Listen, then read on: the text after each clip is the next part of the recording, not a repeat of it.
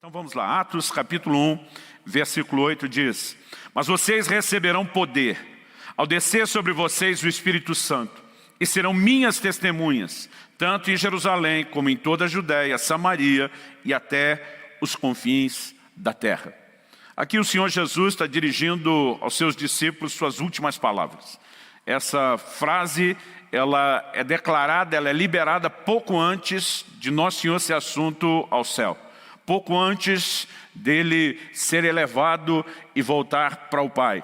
Nesse momento, ele dá entre as suas últimas instruções, não apenas o comunicado da sua expectativa de que os seus discípulos fossem suas testemunhas, mas ele fala da necessidade de algo que a gente pode classificar aí como imprescindível. Ele fala do poder do Espírito Santo. Recebereis poder ao descer sobre vocês o Espírito Santo. Então Jesus não fala apenas sobre os seus discípulos serem suas testemunhas, mas ele fala de os seus discípulos, pelo poder do Espírito Santo, cumprirem o papel de testemunhas aqui na terra. Isso faz com que a gente possa pensar algumas coisas. Em primeiro lugar, será que Jesus dirigiu essa palavra somente aos seus apóstolos?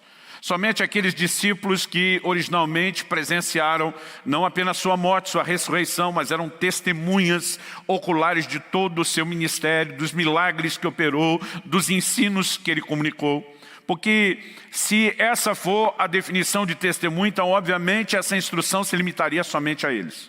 Aqui, porque o Senhor está falando com eles, ele fala sobre ser testemunho em Jerusalém, Judéia, Samaria. Nós não poderíamos cumprir esses três aspectos, embora os confins da terra, principalmente naquela perspectiva e na geografia onde foi dito, nos envolva e hoje a gente possa realizar essa última parte. Então a pergunta é, como eu e você nos relacionamos com esse versículo e com essa instrução? E acredito que uma coisa boa é que a gente comece pela definição do que é ser testemunha. Então Jesus não inventou uma definição do que é ser testemunha. Ele pega uma definição pronta que eles entendem e aplica a eles para que eles, com o entendimento comum, universal que já existia do que era ser uma testemunha, usassem e aplicassem aquilo que ele estava instruindo. Basicamente uma testemunha é alguém que fala daquilo que presenciou, daquilo que viu, daquilo que ouviu. Então esse entendimento não precisa ser algo teológico, mero e simplesmente. Antes de ser aplicado no contexto bíblico e das coisas espirituais, já era um conceito, no mínimo, do campo jurídico. Então eu me lembro que anos atrás, quando morava ainda e pastoreava em Guarapuava, eu fui testemunha de um acidente. Um ciclista bateu na porta de um carro que abriu no exato momento que ele passava. Eu presenciei toda a cena, tudo que aconteceu antes, durante e depois. O ciclista com a pancada na cabeça cai inconsciente, foi chamado o socorro. Quando a ambulância chega, ele recupera a consciência, ele não queria ser atendido. E eu tive que presenciar tudo e foi arrolado como testemunha, inclusive, do fato de ele ter rejeitado o atendimento. Então chegou o momento onde fui chamado para depor. E lá estou eu na delegacia, sentado à mesa, à frente do escrivão. E ele me pergunta, o que o senhor viu?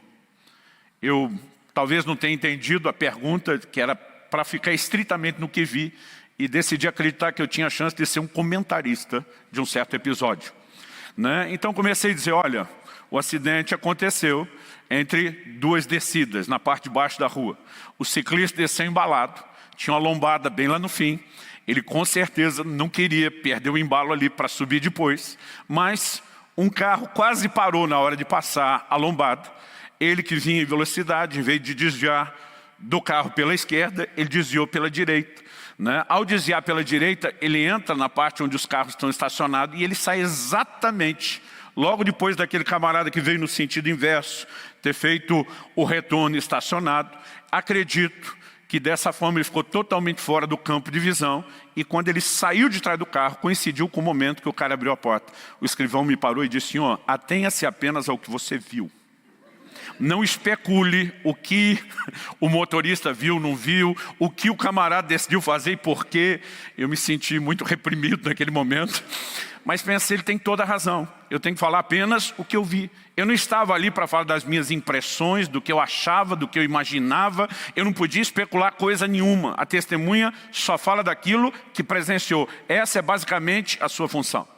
E quando Jesus fala sobre ser sua testemunha, embora ele arrole para isso aqui na nossa receita bíblica, o poder do Espírito Santo como uma necessidade de cumprir o seu papel, nós não podemos negar qual é a definição de ser testemunha. Alguém que fala daquilo que viu e ouviu. Então quando Judas, por exemplo, depois de se matar é substituído, um 12º apóstolo tem que tomar o lugar de Judas entre os 12 apóstolos do Cordeiro. Eles simplesmente abrem para geral, para todo mundo. E diz, nós vamos ter que escolher alguém. Mas quando eles colocam critérios sobre quem seria a pessoa que poderia ocupar aquela posição, não sobra muita gente. Apenas 2 homens vão para aquele momento final de eliminatória de quem pode ser escolhido como substituto de Judas ou não. E um dos critérios que eles colocaram tem que ser alguém que acompanhou Jesus desde o batismo de João até a sua assunção. Por quê? Porque esses apóstolos, os 12 apóstolos, eram testemunhas no sentido literal, testemunhas oculares, acompanharam todo o ministério de Jesus, ouviram os seus ensinos, presenciaram os seus milagres, acompanharam a morte e a crucificação, mas também tinham as evidências da ressurreição. E agora eles poderiam se levantar para falar de tudo aquilo que eles viram. E esse é o conceito bíblico. Em Atos capítulo 4, verso 20, os apóstolos dizem, nós não podemos deixar de falar das coisas que vimos e ouvimos, porque é isso que uma testemunha faz.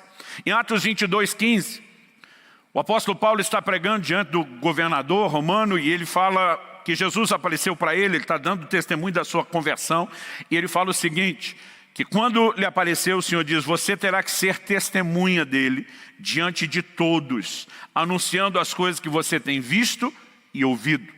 Então, tanto em Atos 4:20 como aqui em Atos 22:15, nós temos o mesmo conceito de testemunha. Paulo diz que vem compor uma equipe de apóstolos, né?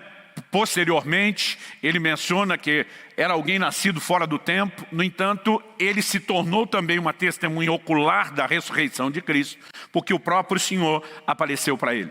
Agora, o que eu e você precisamos nos questionar é se ser testemunha, e o que Jesus queria que eles testemunhassem era sua morte e ressurreição. Se ser testemunha de Cristo envolve ter presenciado o que aconteceu com ele, as evidências de que ele está vivo, como eu e você, como cada pessoa, não só das gerações posteriores, mas mesmo daquela primeira geração, de gente que vai se convertendo depois da morte e ressurreição de Jesus, como cada um de nós poderia ser testemunha.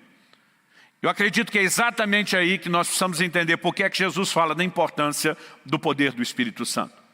Porque ele estava dizendo, vocês não vão apenas contar de forma natural aquilo que presenciaram. Para isso eu vou turbinar o testemunho de vocês com manifestações do Espírito Santo. E o que eu quero chamar a sua atenção é que nesse sentido de poder testemunhar, de ser alguém que fala daquilo que presenciou, daquilo que viu e ouviu, a ação, a obra do Espírito Santo se faz muito necessária. O Novo Testamento é chamado de ministério do Espírito, não apenas porque é ele que nos conduz ao arrependimento, não apenas porque ele está presente no que Tito 3,5 chama de o lavar da regeneração do Espírito Santo, que é o novo nascimento, não apenas porque ele é responsável por nos liderar e nos conduzir num crescimento, numa transformação progressiva de glória em glória, mas nós precisamos da ação do poder do Espírito Santo, operando de uma maneira tão contundente nas nossas vidas, que aquilo que eu e você passamos a viver e experimentar pelo poder do Espírito Santo nos credencia a sermos testemunhas atuais das evidências da ressurreição de Jesus. Como? Por meio daquilo que ele faz nas nossas vidas. Então, ser testemunha de Cristo não é apenas falar de Jesus. Durante muito tempo eu carreguei comigo esse tipo de definição. Recebereis poder, ao descer sobre vós o Espírito Santo, sereis minhas testemunhas. Então eu imaginava que o propósito do batismo do Espírito Santo era um revestimento de poder que me desse ousadia e coragem de falar de Jesus. E na minha vida, não posso negar, que a minha própria experiência me levou a partilhar desse senso comum, principalmente no meio pentecostal e carismático, de que o poder é uma grande ousadia para que você fale de forma destemida. Eu tinha muita, não apenas vergonha, eu tinha muito medo, muita dificuldade de falar de Jesus e compartilhar minha fé, até ser batizado do Espírito Santo. Eu brinco até hoje que foi quando eu perdi o juízo e graças a Deus nunca mais voltei ao normal. Enlouqueci. Eu queria falar de Jesus para todo mundo que pudesse. Um dia eu estava com um amigo, desses aleluiados, que a gente andava de vigília em vigília, a gente andando na rua, ele para e fala para mim, se você tivesse que pregar para essa árvore, o que você pregaria? Irmão, é demais quando o cara quer pregar até para uma árvore. E eu me vi já mandando em cima da árvore o texto de Romanos, que diz que a criação aguarda ansiosamente a revelação dos filhos de Deus. Comecei a pregar para a árvore, que estava chegando a hora dela e que daqui a pouco Deus faria algo. A obra do Espírito Santo me incendiou. Eu simplesmente não conseguia guardar Jesus só para mim. E eu passei a ter uma autoridade que muitas vezes me impressionava e eu sabia que aquilo não era de mim. Mas por conta disso, comecei a definir que o poder do Espírito Santo que nos faz testemunhas era apenas algo que soltasse a língua, que nos destravasse, que nos desse a capacidade de pregar para outros. Mas eu quero te dizer que o que Jesus está falando a respeito da sua intenção conosco, de sermos testemunhas dele pelo poder do Espírito, vai além de apenas falar ousadamente. Ele está falando de uma obra que o Espírito Santo quer realizar nas nossas vidas, que inspire os outros, por meio deles poderem ver em nós as evidências da ressurreição de Cristo, de um Cristo vivo, de um Cristo que funciona, de um Cristo que, como diz a Bíblia, é o mesmo ontem, hoje e será para todo sempre. E são essas manifestações na nossa vida que têm o poder de provocar algo na vida das pessoas. O Evangelho não deveria ser pregado apenas como um produto que nós estamos tentando vender sem que quase ninguém queira adquirir. Em 1 de Pedro, no capítulo 3, no versículo 15, a Bíblia diz que nós precisamos estar sempre preparados para responder a todo aquele que pedir a razão da esperança que é em nós. Significa que muitas vezes a pregação começa não apenas com a sua abordagem, mas com o interesse de quem olha para você e diz, por favor, me explica o que é que você tem na sua vida. Eu preciso entender o que é que você tem. E a única razão para alguém fazer essa abordagem não é porque de alguma forma ele conseguiu prever isso por si mesmo, mas porque ele vê na vida de um cristão evidências de algo que começa a mexer com ele. Então eu não estou dizendo que o Evangelho nunca será pregado com a nossa abordagem. Nós temos inúmeros exemplos bíblicos disso. Mas o que a Bíblia está mostrando é que essa não é a única maneira. Muitas vezes a abordagem será por parte do próprio não cristão. Então, para que eu e você sejamos testemunhas de Cristo, dentro do conceito bíblico, nós precisamos entender algumas coisas. E eu quero repartir esses princípios em 3 pontos bem distintos. Em primeiro lugar, eu quero trabalhar a ideia de que o poder de Deus deve agir em nós primeiro. Em segundo lugar, eu quero trabalhar com vocês aqui a ideia bíblica que depois de experimentar a ação, a manifestação, o poder de Deus, do Espírito Santo, agindo na nossa vida, nos levando a ter experiências com Deus, nós decidimos contar, compartilhar aquilo que podemos agora nos qualificar como testemunhas, dizendo, eu tenho visto Deus fazer isso na minha vida. E em terceiro e último lugar, quando testemunhamos aquilo que pelo poder do Espírito Santo estamos vivendo e agora nos dispomos a compartilhar, nós vamos ver um ciclo ainda maior das manifestações do poder de Deus, que é Deus pelo poder do Espírito Santo agora turbinando o nosso testemunho e produzindo manifestações ainda maiores, agora não apenas na nossa vida, mas na vida daqueles a quem testemunhamos. Então eu gostaria que a gente pudesse falar a respeito dessas 3 etapas desse processo de Deus de nos levar a ser suas testemunhas. E no final, eu vou concluir te encorajando como nós podemos experimentar mais da ação desse poder que nos qualifica, que nos credencia a ser suas testemunhas. Então vamos lá, em primeiro lugar, o poder de Deus deve agir em nós primeiro. Para que sejamos essas testemunhas, uma vez que eu e você não vimos nem Jesus crucificado, nem ressuscitado, né? São poucos aqueles, isso ainda acontece nos nossos dias, mas são poucos, muito poucos aqueles que podem dizer, o Senhor apareceu para mim ressuscitado. Então como eu e você poderíamos hoje ser testemunhas? Então nós precisamos das evidências desse Jesus ressuscitado por meio do seu poder que em nós opera. Eu me lembro que alguns anos atrás eu tive a oportunidade de começar um diálogo que rapidamente foi ganhando contornos de debate com alguém que se professava ser um ateu. E naquele momento eu entendi que o que determinaria o rumo daquela conversa não era a capacidade filosófica, né, de raciocínio, de argumentação. Eu simplesmente olho para aquele camarada e primeiro eu brinquei um pouquinho com a convicção dele. Falei, meu amigo, você para ser ateu tem que ter mais fé do que eu. Aliás, você não só tem que ter mais fé do que eu. Você tem um argumento, se não me engano, usado por Watchman Nee, um pregador chinês, que ele começou uma discussão com um ateu e ele falou, olha, para mim, na verdade, eu acho que você é Deus. Ele falou para o ateu. E o cara olhou para ele, que conversa é essa? Ele falou, não, é que o nosso conceito de Deus é de alguém que transcende o tempo e o espaço. E para você garantir que Deus não exista, você deve ter a capacidade de transcender tanto o tempo como o espaço. E o cara olha para ele e diz, como assim? Ele falou, bom, você está dizendo que Deus não existe, mas é porque você não trobou com ele até agora. Agora, como que você pode provar que ele não existe, em vez de apenas supor que ele está escondido de você?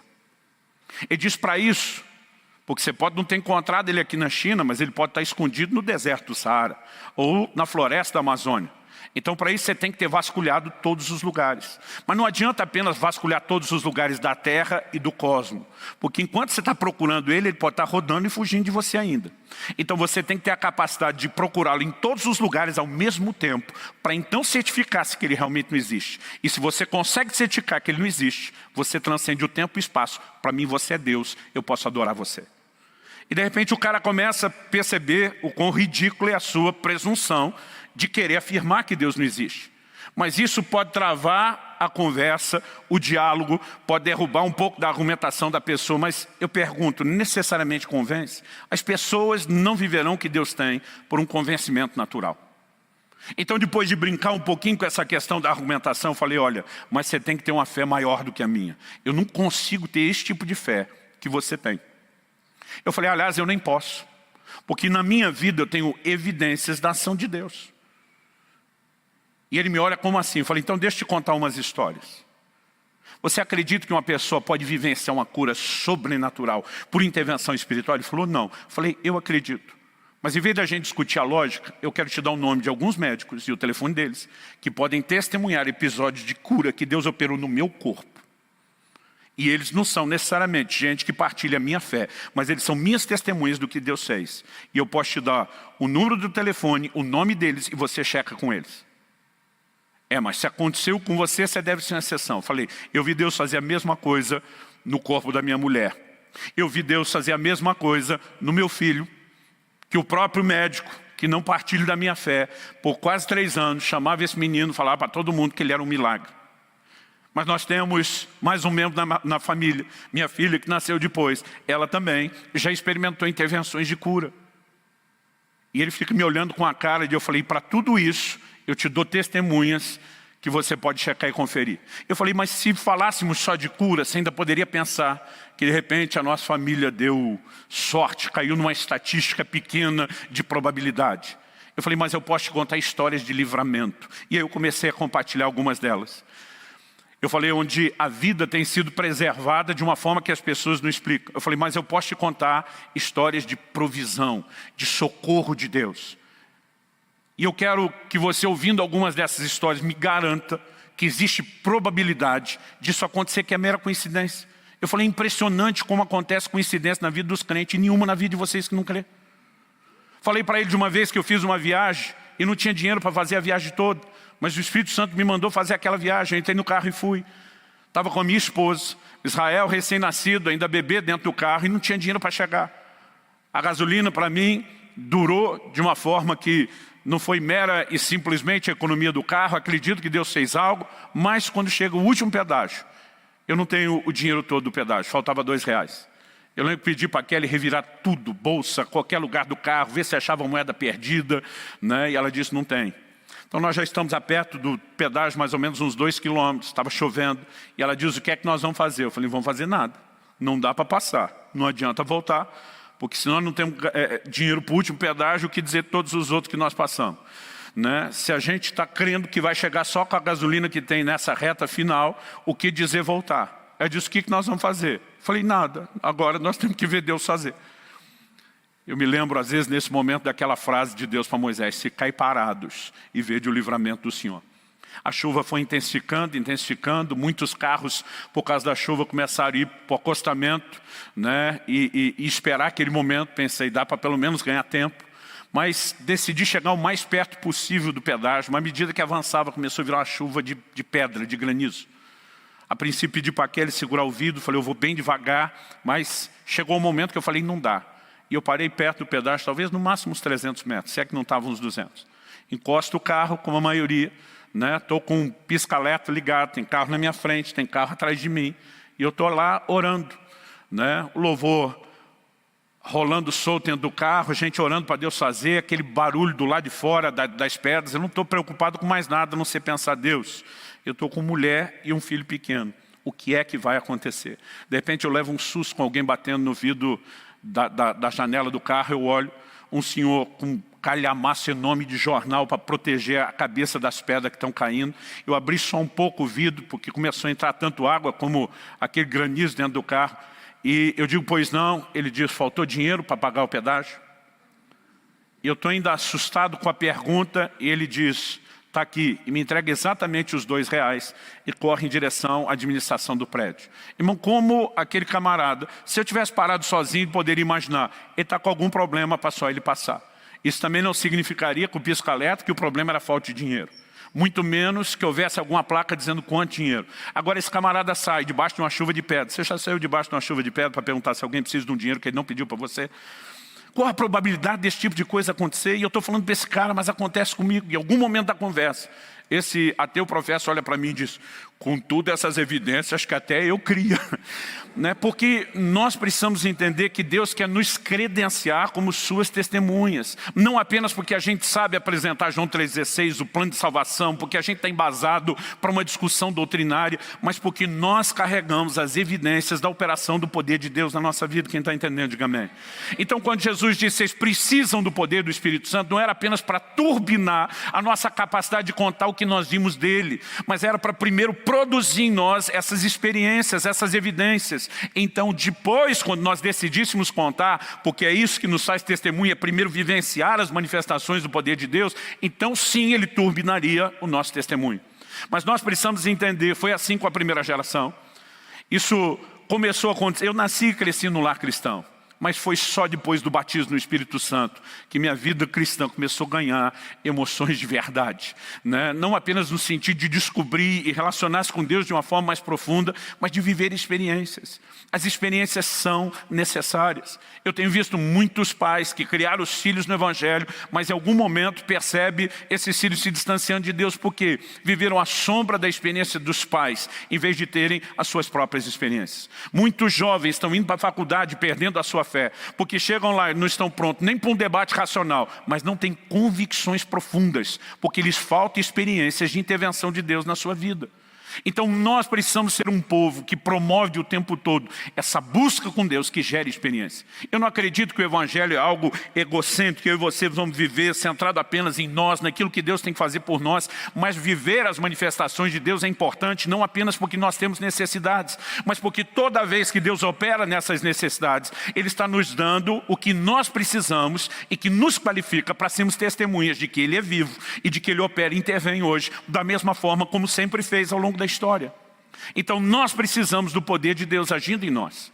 Não podemos admitir uma vida cristã sem as manifestações do poder de Deus, sem uma história de intervenções, de orações respondidas, de milagres, seja qual for a natureza desse tipo de milagres. E nós precisamos entender que isso não é apenas porque Deus quer suprir nossa necessidade. Ele fará das nossas vidas vitrines com a manifestação do seu poder para que isso torne o Evangelho atrativo a outros.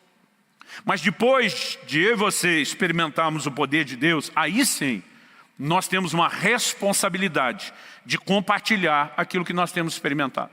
E eu quero te dar alguns versículos bíblicos que nos ajudem a entender que esse padrão vai se repetindo nas Escrituras.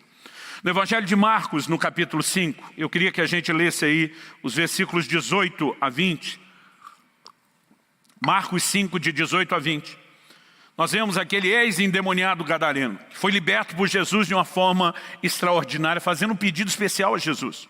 O texto diz, quando Jesus estava entrando no barco, aquele que antes estava possuído pelos demônios pediu com insistência, Observe a expressão com insistência. Pediu com insistência que Jesus o deixasse ficar com ele. Aquele camarada olha para Jesus e diz, nada mais faz sentido para mim agora, a não ser te servir, a não ser te seguir, a não ser trabalhar com você, ser parte dessa sua equipe que promove o reino de Deus. Agora esse homem está suplicando com insistência. O que é que Jesus responde? O texto diz, Jesus porém não o permitiu. Ao contrário, ordenou-lhe, vá para a sua casa, para os seus parentes e conte-lhes tudo o que o Senhor fez por você e como teve compaixão de você. Gente, esse homem não teve ainda nenhum discipulado. Ele não teve uma escola bíblica. Ele não tem curso doutrinário. Mas Jesus está dizendo, eu te envio como testemunha. Porque para ser uma testemunha, ele não precisava de todo o conhecimento doutrinário. Era só contar para os outros o que Deus tinha feito por ele. E nós precisamos entender como isso deveria ser simples na nossa caminhada. Esse camarada diz, eu quero ir com você, Jesus, por todas as cidades. Ele diz, fica no lugar onde todo mundo sabe quem você era e consegue enxergar o que Deus fez por você. Irmão, você acha que a notícia não corria na época? Eles podiam não ter as mídias que nós temos hoje de divulgação, mas a inclinação, a atualização, para não chamar de fofoca, sempre teve presente no ser humano. A notícia corria de boca em boca.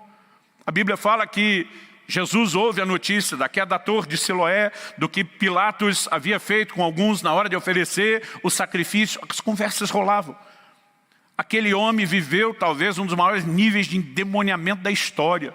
Podia ir para uma espécie de Guinness Book das coisas espirituais, com milhares de demônios. A Bíblia diz que não conseguiam prendê-los nem com cadeias, nem com grilhões. Você acha que esse tipo de história não se espalhava? Agora Jesus diz, vai e deixa todo mundo ver o que é que Deus fez na sua vida. Jesus estava dizendo, você vai ter uma utilidade enorme, demonstrando, sendo uma testemunha viva do que Deus faz pelas pessoas ainda hoje. Quando Jesus se encontra com aquela mulher samaritana junto ao poço de Jacó, nós lemos em João capítulo 4, se você quiser me acompanhar, vou ler do versículo 28 até o 30 e depois vou ler o 39. Jesus encontra com essa mulher, e algo que eu e você precisamos entender é que a operação dos dons espirituais não deveria estar confinada às paredes dos cultos, das células, dos nossos lugares de reunião.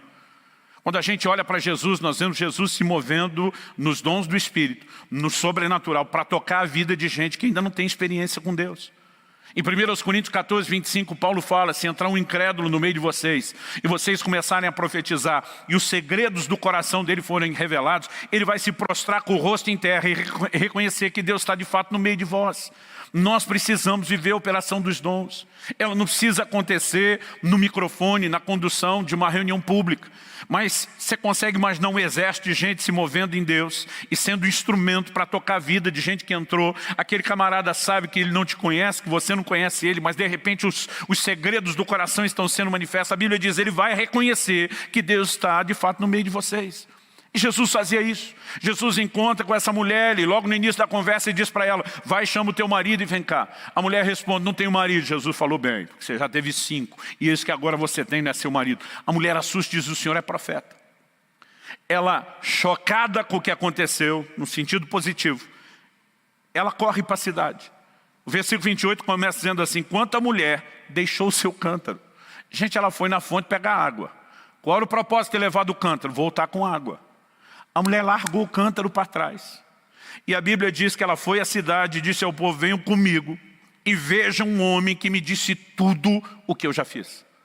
Essa mulher não chega com uma exposição doutrinária profunda, mas ela chega contando, ele falou tudo o que eu já fiz. Então ela pergunta, não seria ele por acaso Cristo? Havia uma expectativa a respeito da vinda do Messias. E quando Jesus chega e toca aquela mulher de uma forma especial, ela corre a anunciar para geral, esse camarada está dizendo tudo que eu fiz. Será que ele não é o Cristo? O texto diz assim, então saíram da cidade e foram até onde Jesus estava. Vou pular para o verso 39. Muitos samaritanos daquela cidade creram em Jesus, por causa do testemunho da mulher que tinha dito, ele me disse tudo que eu já fiz.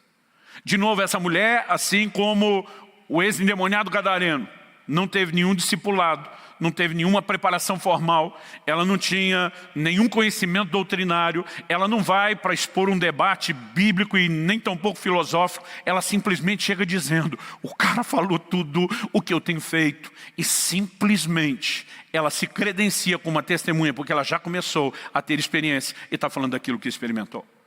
Ela arrasta uma cidade com ela Porque eu e você precisamos entender na perspectiva bíblica que nós temos o poder de transbordar aquilo que nós recebemos. Quando compartilhamos uma história, não se trata apenas de compartilhar a história.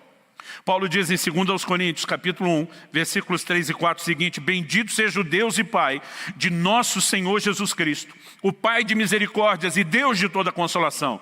É Ele que nos consola em toda a nossa tribulação, para que, pela consolação que nós mesmos recebemos de Deus, possamos consolar os que estiverem em qualquer espécie de tribulação. Paulo está de novo abordando a perspectiva não egoísta. Ele está dizendo, Deus não me consola apenas porque eu tenho a necessidade, Ele vive para me suprir. Ao fazer isso, Deus deseja que eu transborde depois a mesma consolação na vida de outros. Porque à medida que eu compartilho o que Deus fez por mim, eu posso inspirar outros a viver o mesmo consolo que Deus liberou sobre a minha própria vida. Eu posso ser alguém que transborda para outros aquilo que eu vivi, aquilo que eu experimentei da parte de Deus. Quem está entendendo, diga amém.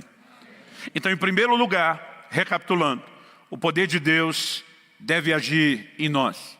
Depois, segundo lugar, o que abordamos aqui é que depois, então, de experimentar, nós contamos, compartilhamos.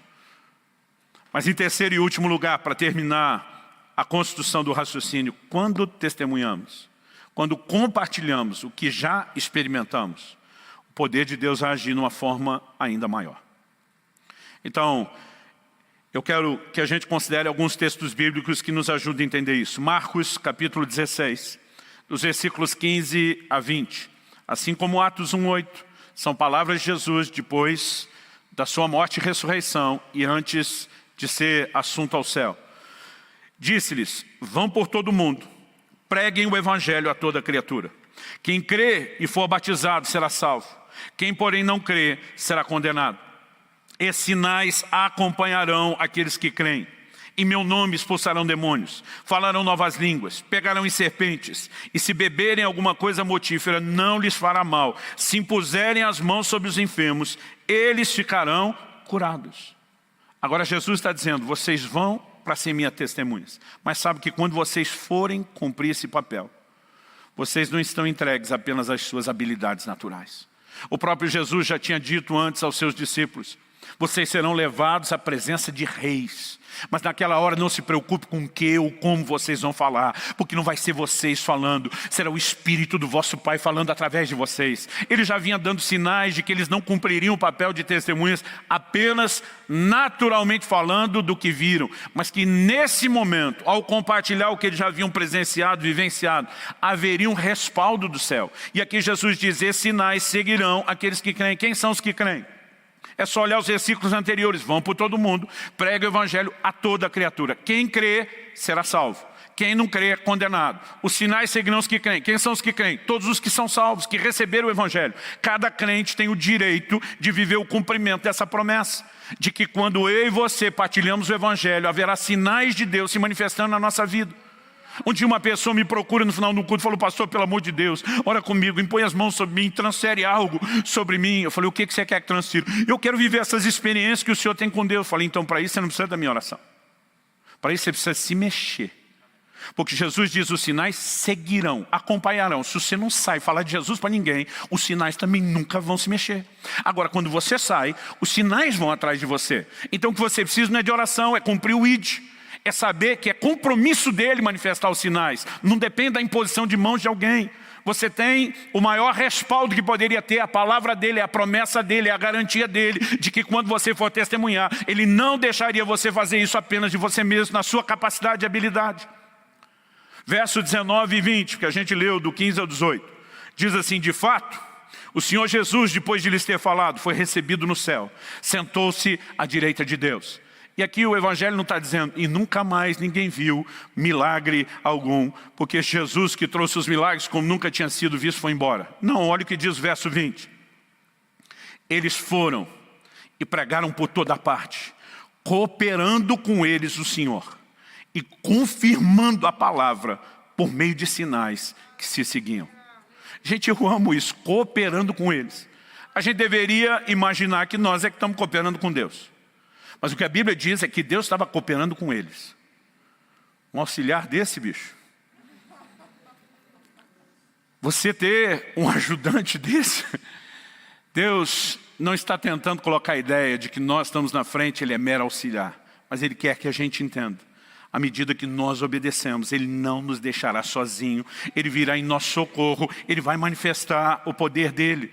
Eu não estou dizendo que você tem que viver todo dia, toda hora e a toda conversa sobre Jesus com alguém, a manifestação dos sinais de forma contínua o tempo todo. No entanto, embora a gente não está batendo nesse extremo, nós também não podemos ficar no outro, de que nunca acontece nada, de que nunca experimentamos coisa nenhuma. Em Atos, no capítulo 4 e no verso 33, a Bíblia diz assim: com grande poder, os apóstolos davam testemunho da ressurreição do Senhor Jesus. Em todos eles havia abundante graça. Além da unção, a Bíblia fala de uma graça, porque a graça também é capacitação sobrenatural. É o favor do céu. Agora, se eles só fossem testemunhas oculares, só precisava chegar e dizer: a gente viu acontecer. A Bíblia fala de Geazi diante do rei de Israel, testemunhando as coisas que ele viu Deus operar em Eliseu. Mas o poder não operava nele nem através dele. Ele era estritamente uma testemunha natural. Os apóstolos não eram testemunhas naturais, eles eram testemunhas sobrenaturais. Porque além de falar daquilo que viram, esse poder agora, quando eles iam para essa fase final de compartilhar o que já experimentaram, agora transbordava na vida de outros.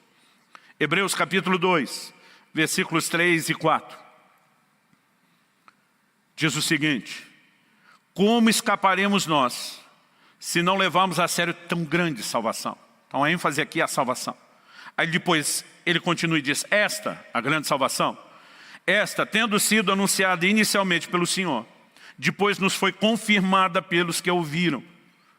Também Deus testemunhou juntamente com eles, por meio de sinais, prodígios, vários milagres e distribuição do Espírito Santo, segundo a sua vontade. Eles eram testemunhas, sim, mas não estavam sozinhos. O texto diz: Deus testemunhou juntamente com eles. Nós precisamos nos permitir ser desafiados, encorajados a viver esse nível. Não apenas buscar as experiências com Deus, que nos credenciam a ser testemunhos que digam: Jesus é o mesmo ontem e hoje, será para todo sempre. Não apenas depois decidir não guardar de forma egoísta as experiências só para nós, mas compartilhar. Mas acreditar que quando chegarmos no terceiro nível de agora, então compartilhar aquilo que nós já estamos experimentando, que nós veremos, além desse mero compartilhar, o testemunho de Deus se manifestando em nós. Atos capítulo 8. Versículos 39 e 40 nos fala de algo especial que Filipe viveu. Filipe vê um avivamento na cidade de Samaria.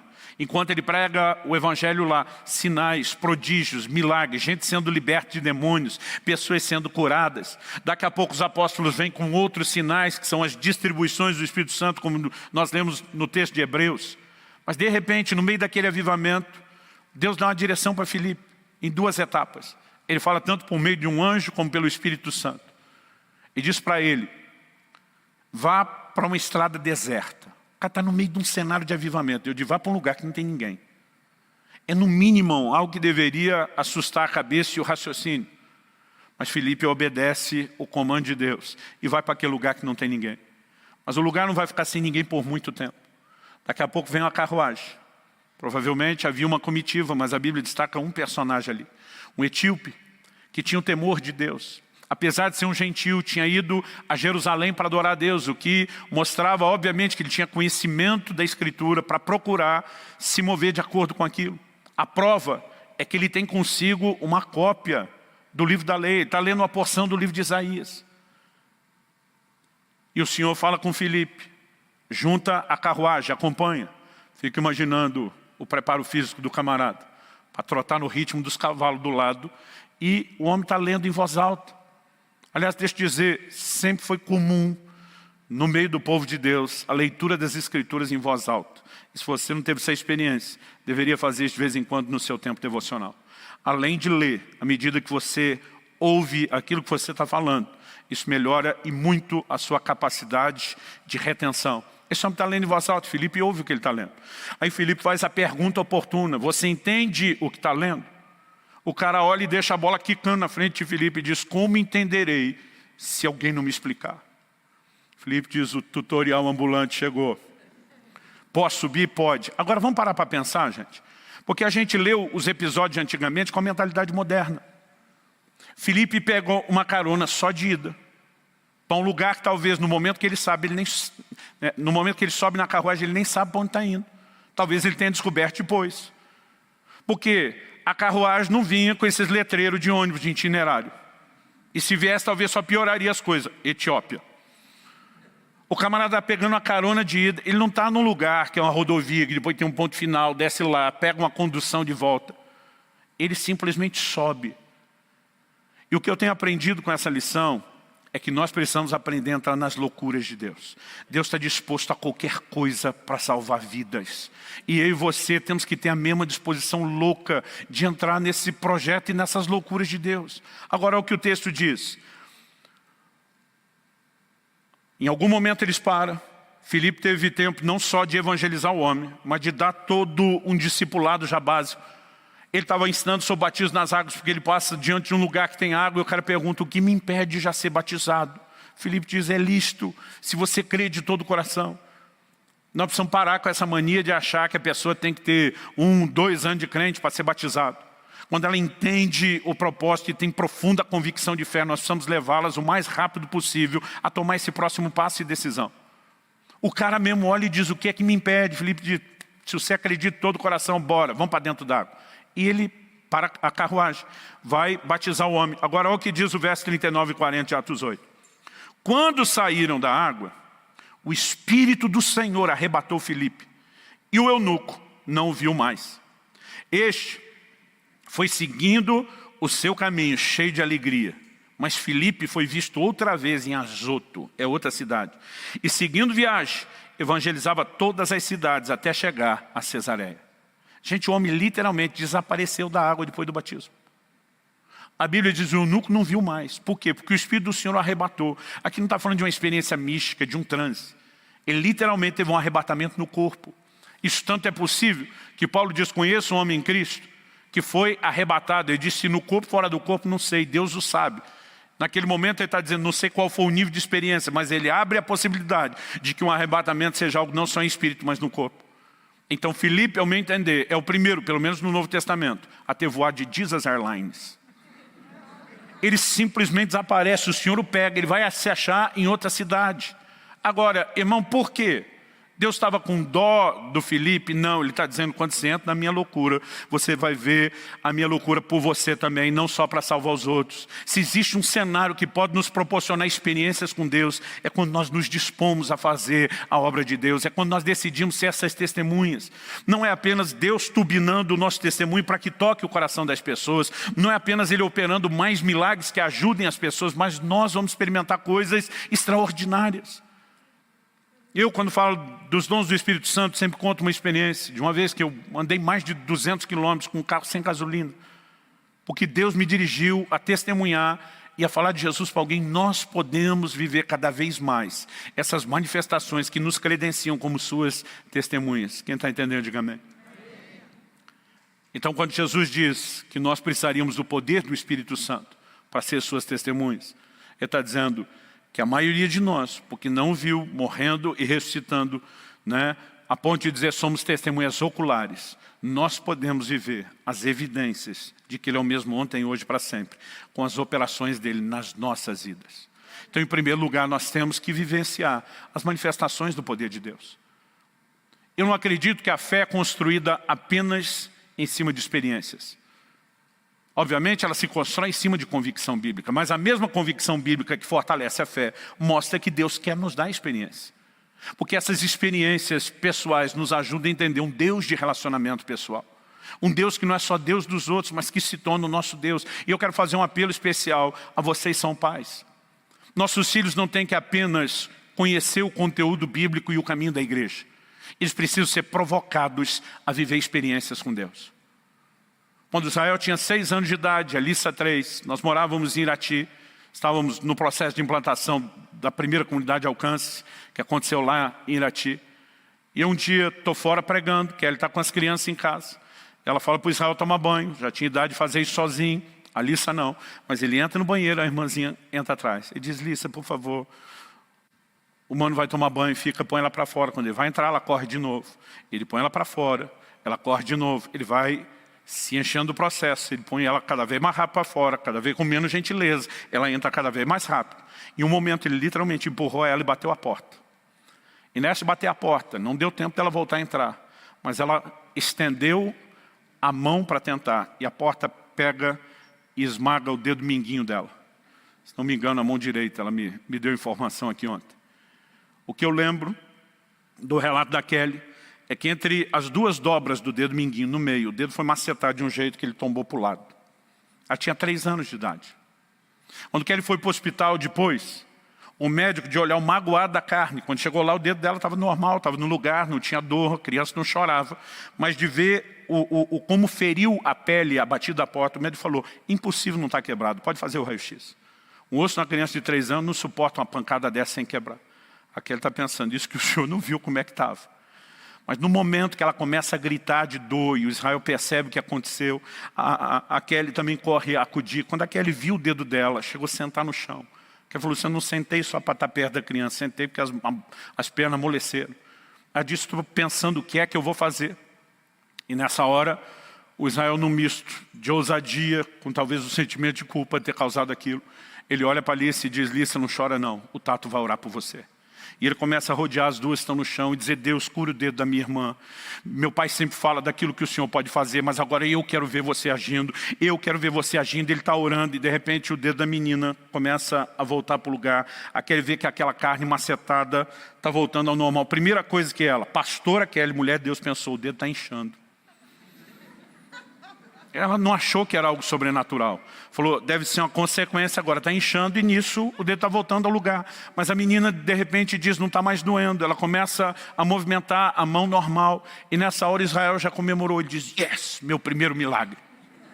Irmãos, nossos filhos têm que ser provocados a viver as próprias experiências.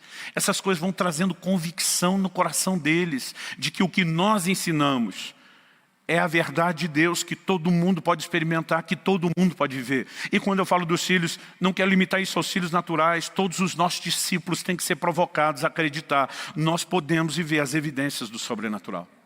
Então, depois que passamos a ter as experiências e começamos a falar delas, agora credenciados como testemunhas, Deus vai turbinar não só a nossa fala, mas vai respaldar a nossa mensagem e vai agir mais. Agora, pastor, como viver esse poder e essa obra do Espírito Santo? Até esse momento, os discípulos, nós podemos dizer, não tinham o que a gente chama de uma segunda experiência da vida cristã.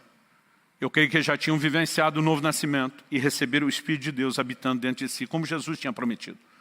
Em João 20, depois de ressuscitado, Jesus sopra sobre eles e diz, recebei o Espírito Santo. Enquanto alguns acreditam que isso é só um ato profético do que ainda aconteceria, eu me reservo a discordar. Antes da morte e ressurreição de Jesus, quando ele completasse todo o processo da obra da redenção, as pessoas não nasciam de novo e não podiam ter ainda o Espírito Santo habitando dentro delas. Foi por isso que em João 14, Jesus fala a respeito do Espírito Santo para os próprios apóstolos e diz, vocês o conhecem, porque ele está com vocês, mas ele habitará dentro de vós. Jesus está dizendo, até esse momento ainda não. Quando Jesus sopra sobre eles e diz, recebam o Espírito Santo, eu creio que esse é o momento onde eles podem viver a habitação do Espírito Santo. No entanto, Jesus diz, ainda há um revestimento de poder. Há uma segunda experiência que vocês podem ter. Ela se chama o batismo no Espírito Santo. Eles experimentam isso em Atos 2 e a vida deles é revolucionada. Lembre que eles já viam milagres antes. Mas a maneira como Deus os turbina depois disso é algo extraordinário. No entanto, muitos de nós fazemos da busca do batismo do Espírito Santo quase como se fosse um alvo, quando deveria ser apenas a porta de entrada para o sobrenatural. E nós precisamos entender que vida no Espírito requer manutenção.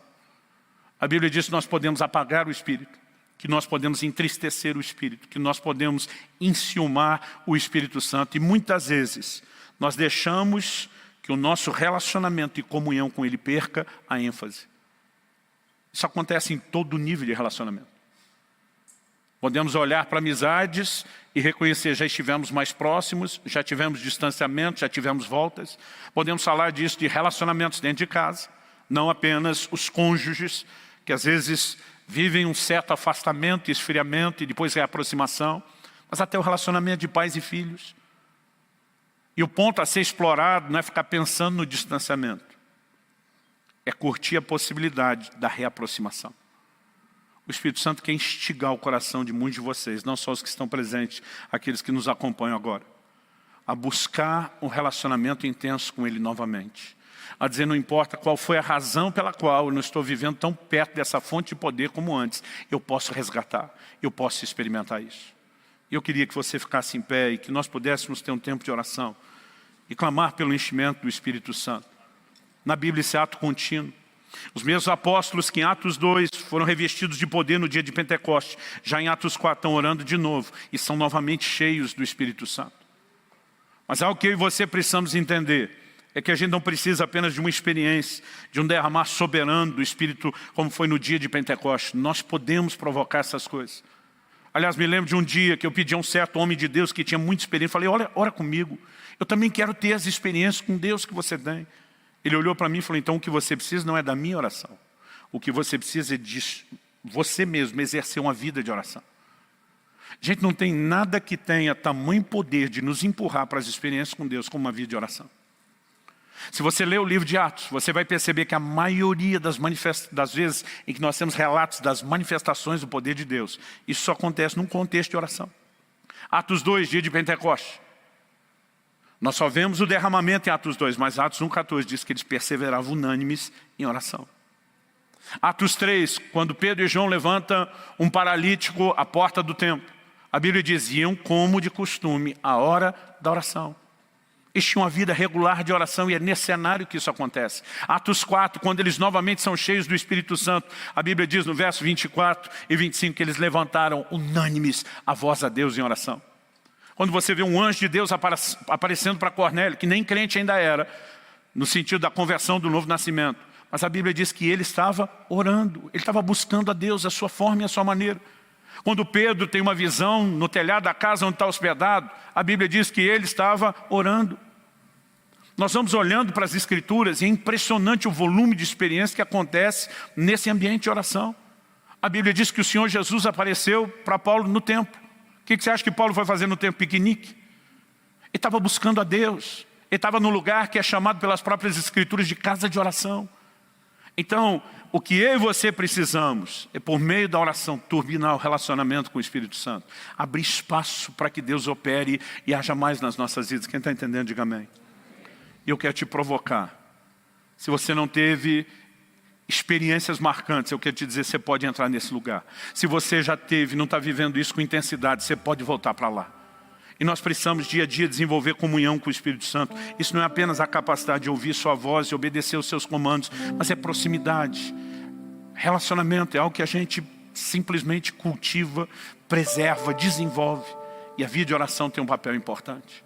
Dessa maneira, nós vamos não apenas seguir tendo experiências novas e maiores, mas vamos estar sendo cada vez mais credenciados como testemunhas. E quando começamos a compartilhar o que Deus fez, veremos a graça e o poder de Deus agindo através de nós na vida de outras pessoas. Você recebe essa palavra em nome de Jesus?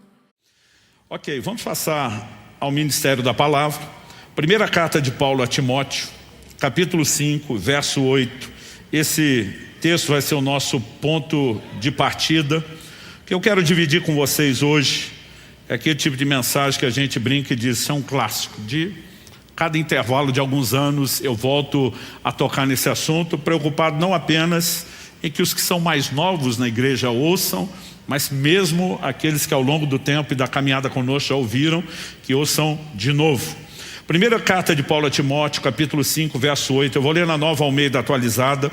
O texto diz assim, se alguém não tem cuidado dos seus, e especialmente dos da própria casa, esse negou a fé e é pior do que o descrente. Pai, nós oramos e pedimos mais uma vez graça, favor, a condução do Teu Espírito Santo.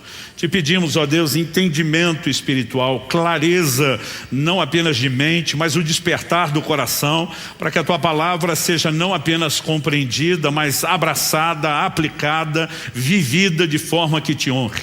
Oramos que de fato o Senhor toque a vida de cada um, de acordo com a sua necessidade, de acordo, ó Deus, com aquilo que cada um precisa e que o Senhor leve a termo aquilo que planejou para esse tempo. Nós oramos em nome de Jesus. Amém.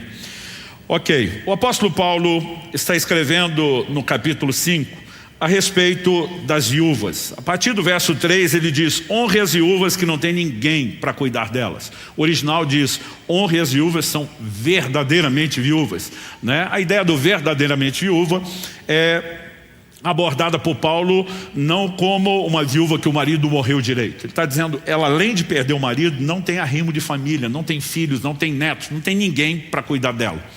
Verso 4 ele explica: mas se alguma viúva tem filhos ou netos, que esses aprendam primeiro a exercer piedade para com a própria casa e a recompensar os pais, pois isto é aceitável diante de Deus. Outra tradução diz, é agradável a Deus, né? No verso 7 ele diz, ordene essas coisas. Então era um padrão estabelecido para as igrejas. Agora, por que a igreja só acolheria, em termos de cuidado, sustento e provisão, a viúva que não tinha arrimo de família? Porque Paulo está dizendo, a que tem filhos ou netos, esses têm que recompensar seus progenitores. Assim como foram cuidados por eles na infância, na fase de dependência, agora o quadro inverte e eles retribuem aquilo que receberam. É mandamento divino. Agora, na ausência de familiares que cuidassem da viúva, então a igreja, enquanto família da fé, entraria para suprir essa falta, mas não para substituir um princípio. E estou apresentando essa ideia porque, quando no verso 8, que é o que nós queremos dedicar tempo, Paulo diz, se alguém não tem cuidado dos seus, não cuida dos seus, se você olhar o contexto, cuidado aqui é material, financeiro, físico. Significa botar comida na mesa, vestir o corpo, dar um teto sobre a cabeça.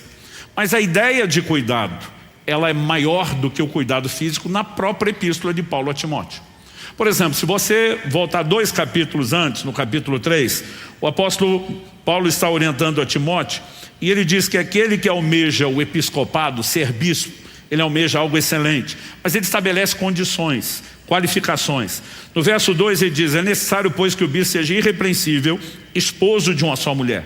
Vem uma série de características, e no 4 ele volta para o assunto da família, que governe bem a própria casa, criando os filhos sob disciplina com todo respeito. Pois se alguém não sabe governar a própria casa, como cuidará da igreja de Deus? Traduzindo, antes de ser pastor dos outros, o camarada tem que ser pastor da sua própria casa, né? Porque há um nível de cuidado diferente do cuidado material, né? Porque alguém pode ser um bom provedor, mas há um outro nível de cuidado que é o cuidado espiritual. Então a gente não pode limitar a ideia de cuidado nem só uma coisa, nem só outra. Se você ir além do contexto da epístola de Paulo a Timóteo e pensar na macrovisão bíblica, nós podemos incluir a ideia de cuidado emocional. E deixa eu dar um breve exemplo. O Evangelho de Lucas diz no capítulo 3 que Jesus tinha 30 anos de idade quando foi batizado publicamente por João Batista e inicia o seu ministério.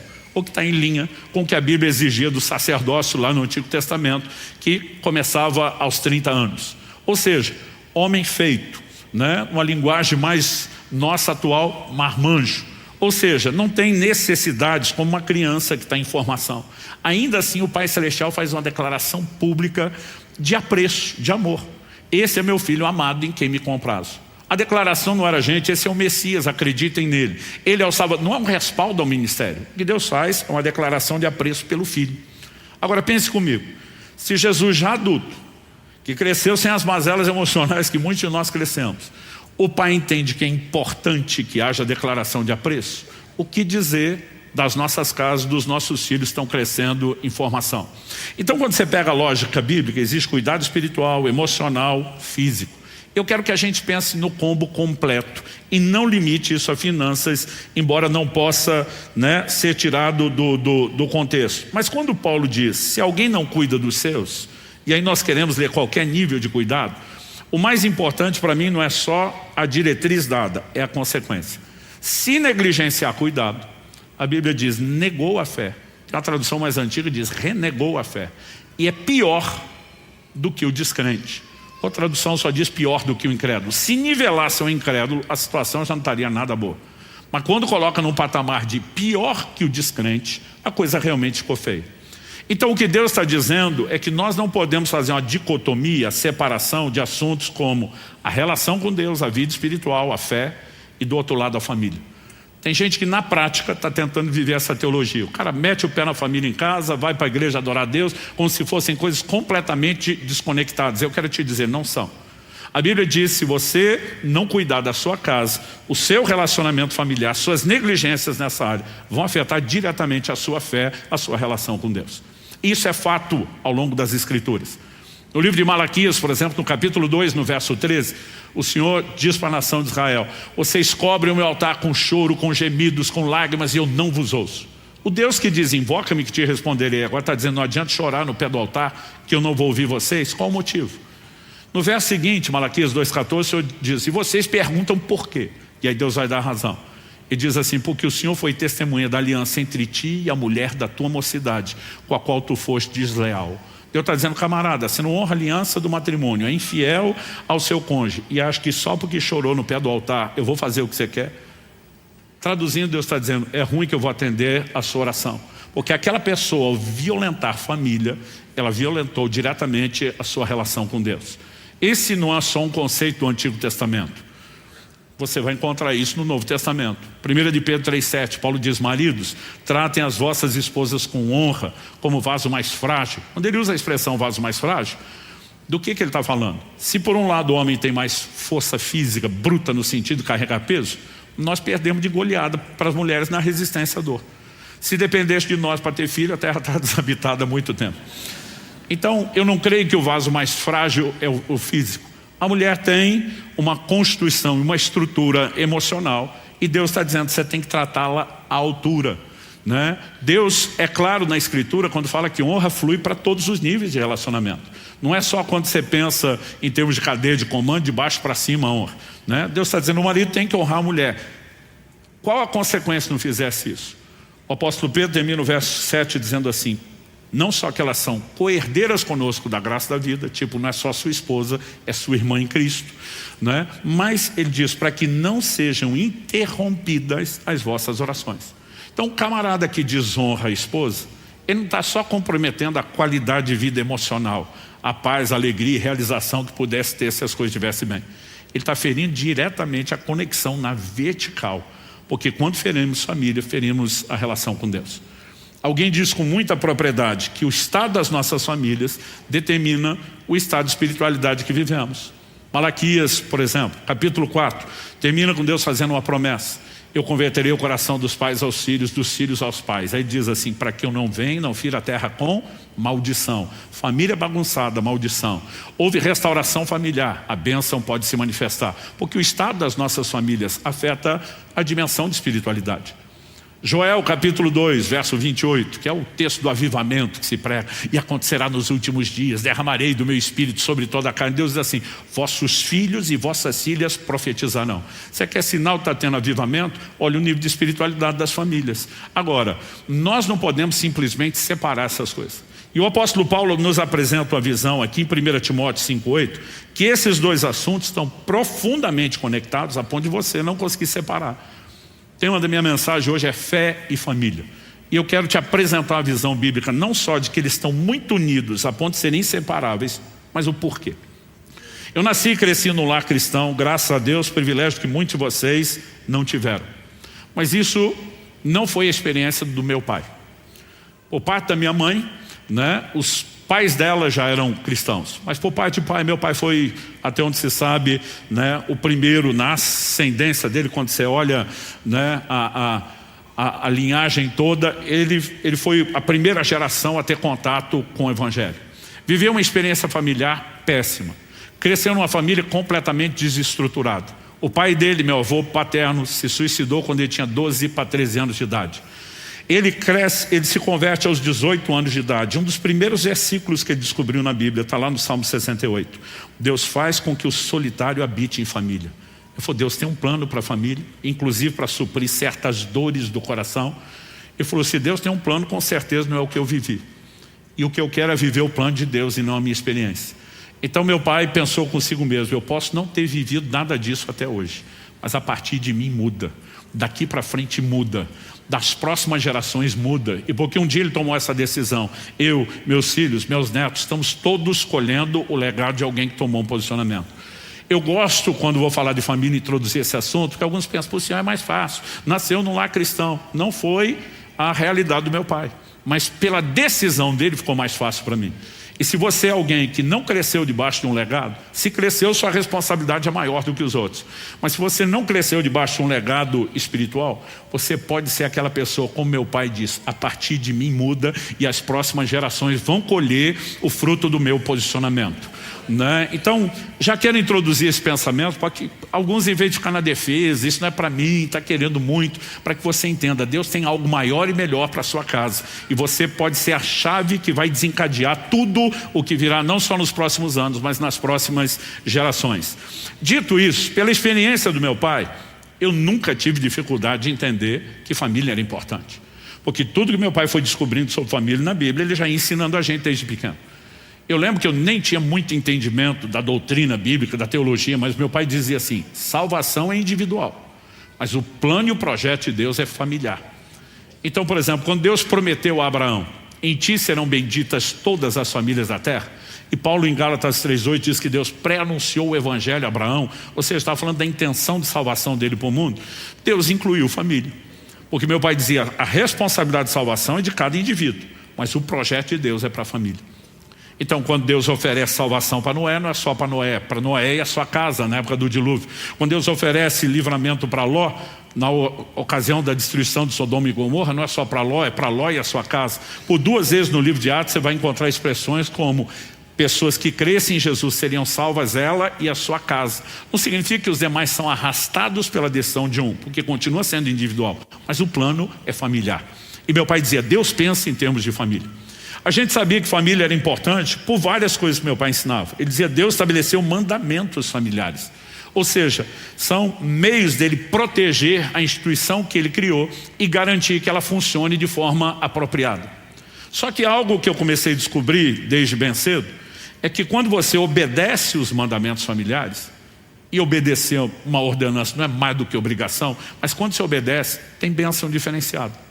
Por exemplo, Paulo escreve aos Efésios, citando um dos 10 mandamentos, honra teu pai e tua mãe, para que tudo te vá bem, sejas de longa vida sobre a terra.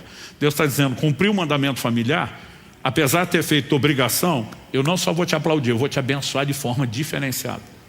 Agora, quebre os mandamentos familiares, que é o que eu chamo de pecados familiares, e você vai descobrir que tem consequências diferenciadas. O livro de Provérbios diz, o que amaldiçoa seu pai ou a sua mãe, apagar-se-lhe a sua lâmpada nas mais densas trevas. Então, a pergunta é, por que Deus levou isso tão a sério? Nós precisamos entender, né? Por exemplo, você pega desde o Antigo Testamento, quando Deus vai falar disso em detalhes, sempre que Deus fala de abençoar alguém, você vai perceber que Ele também abençoa a família. Durante muito tempo eu achava que Deus abençoava a família, porque a família é importante para nós. Então, já que Ele quer me abençoar, e a família é importante para mim, eu entendia que Deus transbordava isso como uma forma de me agradar, porque família é importante para mim. Demorou para eu entender que a bênção de Deus sobre a família, antes de ser porque ela é importante para nós, é porque ela é importante para Ele. Ela serve a um propósito maior do que a maioria de nós tem mensurado. Então, à medida que eu comecei a entender que família era importante, isso me fez procurar levar isso a sério. Mas quando Deus começou a me ajudar a entender por que é tão importante, aí a coisa realmente muda de figura. E eu espero, com a graça de Deus, né, te ajudar. É impossível num tempo como esse esgotar o assunto, mas eu espero, com a graça de Deus, te ajudar a entender um pouco melhor o assunto. A construção desse entendimento começou anos atrás, quando Deus chamou a minha atenção para o fato de que Ele se revela através de figuras familiares. Isso é um padrão recorrente nas Escrituras. Então, por exemplo, quando Deus quis fazer a gente entender o nível de amor que Ele tem para conosco, para que Deus apelou? Amor de mãe, que é o mais sagrado, elevado, sacrificial nível de amor que alguém conhece. Isaías 49:15. Pode a mãe que amamenta seus filhos esquecer-se da criança que mama? Resposta implícita, não. Mas porque de vez em quando, é raro, mas pode aparecer em um lugar ou outro uma mãe desnaturada. Deus diz, mas ainda que essa se esqueça, eu não me esquecerei de vós. O que Ele está dizendo? Quando o amor de mãe falha, o meu continua, porque o meu é mais intenso, constante e profundo que o amor de uma mãe. Mas para tentar ajudar a entender, a gente compreender, Ele vai lá e apela para aquilo que está no entendimento coletivo. Mas quando Ele quer falar de provisão, cuidado, Ele apela para a figura do pai, porque isso é o peso que o chefe da família carrega. Então Jesus, no Sermão do Monte, pergunta, Qual de vocês é o pai que se o filho pedir pão, vai lhe dar uma pedra? Se pedir peixe, né, vai lhe dar serpente ou escorpião? É inevitável para mim lembrar, quando eu toco nesse assunto, de um episódio em casa, que domingo era o dia de passar fome, quando a gente era criança. Ia cedo para a igreja, a gente pegava, dependendo da linha, 2 ou 3 ônibus para ir, tinha 2 ou 3 ônibus para voltar, papai era pastor, atendia todo mundo, ou seja, a gente ia fechar a igreja para sair, nem sempre mamãe conseguia adiantar o almoço na véspera do sábado. Então às vezes a gente chegava, ela ainda ia fazer o almoço, a gente brincava que era o dia da fome. Um dia meu irmão ousou pedir para comer alguma coisa antes, né? Porque as mães de antigamente também eram raiz nesse sentido, você não pode comer nada antes do almoço. Falou, mãe, nós vamos morrer de fome, deixa a gente comer alguma coisa antes, porque está demorando muito. Minha mãe falou, pega aí no armário um saco de pão, pode comer. E aí nós corremos felizes. Eu lembro quando meu irmão tirou, era a época que o saco de papel que você guardava o pão, de um dia para outro ficava duro. Ele tirou, começou a bater aqui na mesa, pó, pó. Ele dizia, qual é o filho que pedindo ao pai pão, esse lhe dará uma pedra? Até hoje, quando eu toco no assunto, se minha mãe está presente, ela levanta para justificar. Ela diz, eu não sabia, né? Mas Jesus diz, se vocês são maus, consegue cuidar dos filhos? Quanto mais, não há comparação, um contraste, o Pai Celestial não dará coisas boas àqueles que o pedirem. Mas para nos ajudar a entender a preocupação de cuidado e provisão, ele usa a figura paterna. Quando você vai avaliando a relação pais e filhos, ele não deixa de fora o assunto da disciplina. Em Hebreus, no capítulo 12, a Bíblia diz, se vocês estão sem disciplinas, não são filhos, são bastardos. E diz, porque o pai corrige o filho a quem ama. Todos os ângulos do relacionamento familiar, né? Começando por pai e filhos, se estendendo até a relação marido e mulher, são figuras que aparecem na Bíblia para Deus se revelar. Então, por exemplo, Isaías 62:5, como o noivo se regozija da noiva, assim o Senhor se regozija de ti, ó Israel. Efésios 5 diz que o marido tem que amar a esposa como Cristo amou a igreja, amor sacrificial. E a figura de Cristo e o seu relacionamento com a igreja é apresentada como de um marido e mulher. E aí você vai entender que o livro Cantares de Salomão não é só um livro de histórias românticas, mas também é uma alegoria profética de um relacionamento de intimidade entre a igreja e Cristo, o seu Senhor. Mas eu estou tocando no assunto de que isso é abundante nas Escrituras, porque eu acredito que isso começou em janeiro de 2005. Deus me fez questionar num determinado momento por que ele explorou tanto essas figuras. E para te ajudar a encurtar a história, né, como é que Deus me levou a essa avaliação, eu primeiro preciso contar um episódio, uma ocasião. Israel, na época meu filho estava com uns 4 anos de idade, então estava na fase tagarela, mas a Alissa, que é a caçula, devia estar com 1 ano de idade, não falava, não resmungava muita coisa. Nós tínhamos uma viagem a ser feita. E a gente sairia do interior do Paraná, onde morava, para o interior de São Paulo, visitar os meus sogros. Eram 700 quilômetros. Na época, sabendo o horário de sair, não abusar demais do tempo parada, né? O prazo recorde que eu fazia aquela viagem eram 9 horas. E eu lembro que eu comecei a me preparar emocionalmente para aquilo, porque meus filhos, não diferente dos de vocês, eles conseguiam fazer centenas de vezes a mesma pergunta. Está chegando? Quanto tempo falta? Né? Está perto? E eu lembro que eu falei, cara, eu tenho que estocar a paciência, eu tenho que ser mais maduro que essa criança. Mas era um negócio assim, a gente viajava demais, gente. Então assim, o que alguns de vocês experimentaram algumas vezes, para mim era contínuo. Eu lembro que eu falei, eu tenho que ser mais maduro que ele, eu tenho que conseguir. E eu estoquei toda a paciência que eu podia antes da viagem. E eu fui bem, até 8 horas de viagem. Quando faltava 1 hora, acabou minha paciência. Porque teve uma hora que meu filho pergunta, pai, quanto tempo falta? Eu botei um sorriso fingido no rosto, mas por dentro já estava assim, que não aguentava. Falei, 1 hora, meu filho. Aí ele do banco de trás sorri e fala, obrigado. Quando ele falou obrigado, eu perdi a paciência. Falei, obrigado por quê, piá? Aí ele assustado, porque o senhor me disse quanto tempo falta. Falei, por acaso você entende de tempo? Você tem relógio? Não. Você sabe marcar a hora? Não. Você sabe quanto dura 1 hora? Não. Eu falei, então o que adianta você ficar me perguntando e ainda fingindo que entende a explicação que eu dou? Se você entender, você não perguntava de novo. E a hora que eu vi, eu tinha soltado os cachorros. Todo homem de Deus sabe que errou. Pelo testemunho do Espírito Santo, pela sua consciência, pelo jeito que a mulher olha. Dona Kelly muito sabe, ela raramente tem algum confronto, mas eu já vi que ela não estava me olhando com cara de meu herói. E eu pensei, deu ruim. Mas não me arrependi. Porque eu pensei, deu ruim, mas pelo menos vou ter um pouco de paz. Naquele momento achava que justificava. Mas, gente, pensa numa paz excessiva. Virou um silêncio no carro. Que era um negócio que foi ficando constrangedor. E eu pensei, sabe quando você tem um arrependimento parcial? Pode ser que eu tenha me exagerado um pouco. Pode ser, mas não é aquela coisa de se admitir. Mas daqui a pouco, percebendo que a coisa estava quieta há muito tempo, ninguém conversava, eu comecei a dizer, Deus, eu acho que eu errei. Mas eu queria consertar isso sem perder essa paz. E o Senhor podia me ajudar, eu não sei nem como fazer isso. Eu estava ali, orando em pensamento comigo. Meu filho rompe o silêncio do banco de trás e diz, eu sei, pai, que eu não entendo de hora, que eu não tenho relógio, não sei marcar tempo. Aí ele fala assim para mim, mas fala sério, você é inteligente. Quando o filho já joga assim, se você não fizer, porque não é, né? Você é inteligente. Se você quiser, você me arruma um jeito de explicar o tempo que não seja pelo relógio. Que aí ele começa a segurar o riso do meu lado, tipo, quero ver você sair dessa. E eu fico desesperado, penso, como é que você explica o tempo para uma criança que não entende o único medidor de tempo que nós temos, que é o relógio? Né? E eu fiquei pensando, e daqui a pouco me deu uma ideia. Eu falei, eu tenho que entrar no mundo dele, na cabeça dele, usar as coisas que ele entende. Não adianta falar da minha que ele não entende. E meus filhos, não diferente dos de vocês, tinham o hábito de assistir centenas de vezes os mesmos desenhos. A gente era muito criterioso, tinha desenho que a gente editava, mas era inevitável a repetição. Minha filha, então, era um exagero. Às vezes ela dizia, papai, põe desenho tal. Eu dizia, filho, não precisa, assista na sua cabeça, você sabe tudo de cor. Porque ela falava as falas das personagens antes deles. Eu dizia, você sabe de cor, assista na sua cabeça. E eu não preciso ouvir isso. Mas nesse dia eu lembrei, e aí eu me empolguei. Falei, filho, sabe o desenho tal? Ele falou, sei. Imagina que está na hora que acontece mais ou menos isso. Minha esposa viu para onde eu ia, entendeu? Ela me olha, menos, tipo, você passou muito do ponto. Aí eu, na hora que acontece isso, ela deu um sinal de joia. Ele falou, sei. Falei, daí até terminar o desenho, é o tempo que falta para chegar na casa da sua avó. O menino abriu um sorriso, valeu, pai. Ficou todo feliz, eu olho para a dona Kelly, sorrindo com orgulho, cara de meu herói. Falei, meu Deus, arrumei tudo e ainda vou ter paz. Gente, deu 10 minutos, o menino só mudou a pergunta. Pai, que parte do desenho está agora?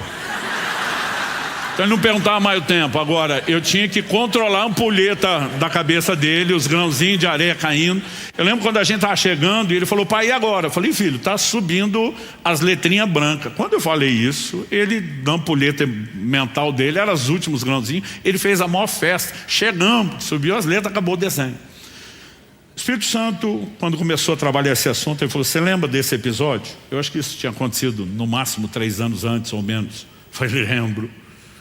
Ele diz, você não teve que entrar na cabecinha, no mundo do seu filho, no universo limitado de entendimento dele, explicar de uma outra forma, porque se você falasse no nível do seu conhecimento ele não entenderia. Falei, foi exatamente isso. E o Senhor falou comigo, eu tenho que fazer a mesma coisa com vocês o tempo todo. E eu lembro de Isaías 55, os pensamentos de Deus são mais altos que os nossos. Eu lembro de 1 Coríntios 2,14, o homem natural, psíquico, entregue ao psique e à mente, não entende as coisas do Espírito, porque para ele são loucura. É lógico que nós não vamos acompanhar o raciocínio de Deus. E se ele explicar na dimensão dele, nós vamos ficar perdidos. Agora, o Senhor diz, a diferença entre o que você fez com o seu filho e o que eu tenho que fazer com vocês, é que você improvisou. Você foi pego de surpresa. Você não estava pronto para aquilo. Eu entendi ele dizendo, sou Deus onisciente, presciente. Eu não sou pego de surpresa, eu não faço nada de improviso. E de repente eu comecei a perceber que todo esse volume de revelações, esse é o primeiro tópico que estamos abordando aqui, que Deus se revela por meio de figuras familiares. Nada disso é intencional. Para que nós pudéssemos conhecer e entender melhor Deus, o Senhor disse, vocês precisam